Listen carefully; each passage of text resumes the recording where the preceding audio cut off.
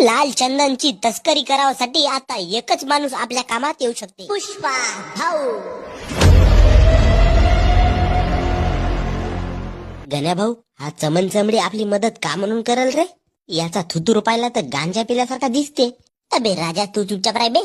पुष्पा भाऊ, नाक्यावर पोलीस आहे, आपल्याला माल नाक्याच्या बाहेर काढावाचा आहे. याले का जमल गण्या भाऊ? नाकाच्या बाहेर शेमडा नाही काढू शकत तर नाकाच्या बाहेर माल का काढेल? पुष्पा नाम सुन के बाई समझी क्या? मानुस है मैं, पुष्पा, पुष्पाराज. मैं झुकेगा नाही साला. हे छपरीपणाचे धंदे सोड पुष्पा भाऊ. एवढा मोठा हिरो माणूस छपरी सारखा वागते. तुला पहिलंच म्हणलं होतं गण्या भाऊ का कोणत्या पुष्पी फुष्पीचा काम नाही म्हणून. अबे तुम्हाला या ग्रुप मध्ये कोणी बे ऍड केला? मी एवढा मोठा हिरा हो, मला कवडी भरची इज्जत तर देवा बे. आता माझा डोकसा गरम झाला. आता मला एक